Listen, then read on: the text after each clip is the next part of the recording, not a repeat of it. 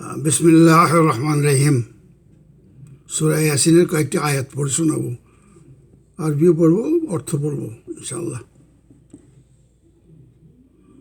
55 থেকে 65, এর আগে 1 থেকে 30 অর্থ সহ পড়ে শুনেছি আমি। খুবই তাৎপর্যপূর্ণ, প্রত্যেকটি কথাই তার আল্লাহর কালামের প্রত্যেকটি শব্দই তাৎপর্যপূর্ণ। যাই হোক, যতটুকু পারি খুব জীবন ঘনিষ্ঠ, যাতে আমাদের তো কোরআন জানার সুযোগে নেই, নিজেরা পড়তে পারি না। দায়ীরা কোরআন থেকে কোনো কথাই বলেন না, সব কোরআন বইয়ের মতো কথা বলেন, কোরআন সঙ্গে সাংঘর্ষিক। যাই হোক, সেজন্য আমি চেষ্টা করতেছি আর কি। 55 আউযু বিল্লাহি মিনাশ শাইতানির রাজিম। ইন্না আসহাবাল জান্নাতিল ইয়াওমা ফি শুগুলিন ফাকিহুন হুম ওয়া আজওয়াজুহুম ফি দিলালিল আরাইকি মুত্তাকিউন লাহুম ফিহা ফাকিহাতুন ওয়া লাহুম মা ইয়াদউন সালামুন কাওলান মির রাব্বির রহিম ওয়ামতাজুল ইয়াওমা আইয়ুহাল মুজরিমুন আলাম আহাদ ইলাইকুম ইয়া বানি আদমা আল্লাহ তা'বুদুশ শাইতানা ইন্নাহু লাকুম আদুউম মুবিন ওয়া আনিবুদুনি হাযা সিরাতুম মুস্তাকিম ওয়ালাকাদ আদাল্লা মিনকুম জিবিলান কাসীরান আফালাম তাকুনু তা'কিলুন হাযিহি জাহান্নামুল লাতী কুনতুম তু'আদুন ইসলাউহাল ইয়াওমা বিমা কুনতুম তাকফুরুন আল ইয়াওমা নাখতামু আলা আফওয়াহিহিম ওয়া তুকাল্লিমুনা আইদিহিম ওয়া তাশহাদু আরজুলুহুম বিমা কানু ইয়াকসিবুন। শেষ আয়াতটি ওটা আগে পড়ি। 65 আজকে আমি তাদের জিহ্বা বন্ধ করিয়া দিব, তাদের হাত কথা বলবে, তাদের পা সাক্ষী দিবে। মনে রাখবেন, নিজের মুখ বন্ধ করে দিবে, মুখে কথা বলতে হবে না, তো হাতে বলে দিবে কী করছে সে।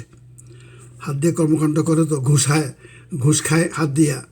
রমজান দিন বলে যে না, ওই ড্রয়ারে রেখে দেন, রোজা রাখছি, ড্রয়ারে রেখে দেন, সন্ধ্যার পর ইফতার পরে নেব। ওইটা ও তো সত্যি কথা এগুলি। তারপরে গোপনে কাজ করে, এই হাত দিয়েই তো লেখে রাষ্ট্রের সম্পদ মিলিয়নস টাকা পাচার করে। তারপরে বড় বড় বিভিন্ন প্রজেক্টের লাভের অংশ বিভিন্ন বিদেশি কোম্পানির থেকে বিদেশে পাঠায়, এই হাত দিয়েই তো পাঠায়, সে হাত বলে দিবে। তারপর পা, কর্মক্ষেত্রে পা দেওয়া যায় তো, রেপ করতে পা দেওয়া যায়, মার্ডার করতে পা দেওয়া যায়, হত্যা করতে পা দিয়ে হেঁটে যায় তো। হাত কথা বলবে, পা সাক্ষী দিবে। মনে রাখবেন সেদিন। লাস্টটা বললাম আর কি, 65 নম্বর আয়াত। এখন প্রথম থেকে শুনে আবার। এই দিন জান্নাতবাসীগণ আনন্দে মগ্ন থাকিবে, তাহারা এবং তাদের স্ত্রীগণ সুশীতল ছায়ায় সুসজ্জিত আসনে হেলান দিয়া বসিয়া থাকিবে। সেখানে থাকিবে তাহাদের জন্য বিভিন্ন ফলমূল এবং তাদের স্ফীত বস্তুও। অর্থাৎ সব কিছু থাকবে। এরপরে মনে মনে কোনো জিনিস যদি কল্পনা করে থাকে কেউ, সেটাও সেখানে সঙ্গে সঙ্গে হাজির হয়ে যাবে। এটা আরও কয় জায়গাতে আছে কিন্তু।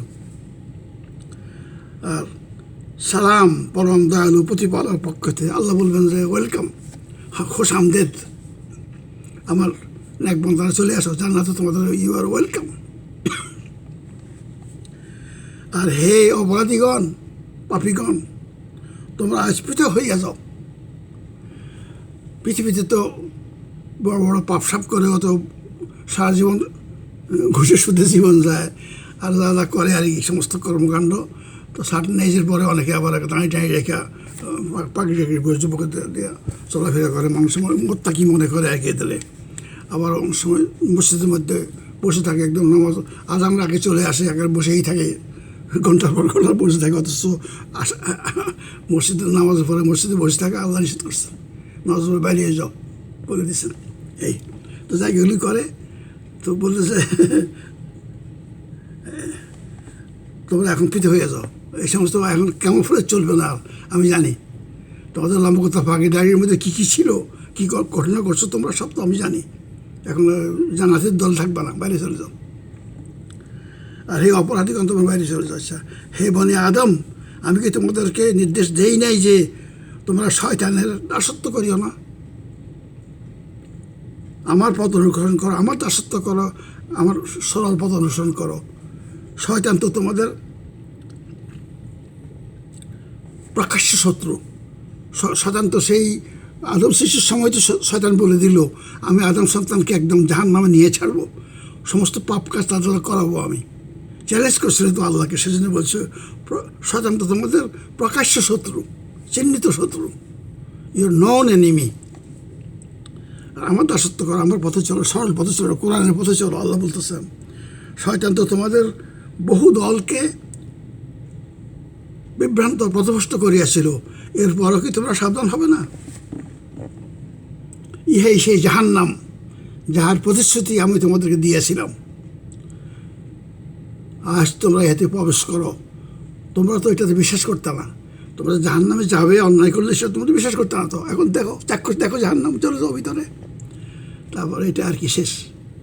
আমি আজ উহাদের মুখ বন্ধ করিয়া রাখিব, তাহাদের হস্ত কথা বলিবে এবং তাহাদের পা সাক্ষী দিবে, যা বলে দিলাম উপকর্ম সব। তো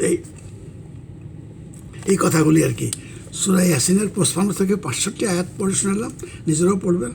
এবং আমি যা বললাম এটা আবার বারবার পড়ে কয়েকবার শুনলে বুঝতে পারবেন আপনারা, একটু সহজ কথা। প্রথমে আর কি শয়তানি আর কি চায় যে যেন আমরা না বুঝি, সেজন্য বারবার পড়তে হয় কোরআন। কোরআন পড়লে আসল সত্য জানা যাবে। কোরআনের যেন আমরা না পড়ি, সেই জন্য শয়তানের সবসময় চেষ্টা। নাক দিয়ে কান দিয়ে ফুক দেয়, মাক দিয়ে ফুক দেয়, ঘুম আসে, চক্ষু ইয়ে করে, জিহ্বা লড়ে না, উচ্চারণ করতে পারি না, ব্রিটিশ ল্যাঙ্গুয়েজ কেমনে বুঝবো, কোরআন তো কঠিন।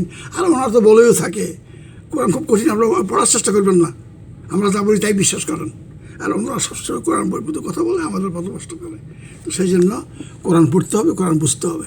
কোরআনের সত্য আসল সত্য। আমার ভাই বন্ধুরা, 55 থেকে 65, এরপরে 1 থেকে 30 পর্যন্ত বলছি। এভাবে আমি খুব ইম্পর্টেন্ট কথাগুলি, যেগুলি না জানলেই নয়।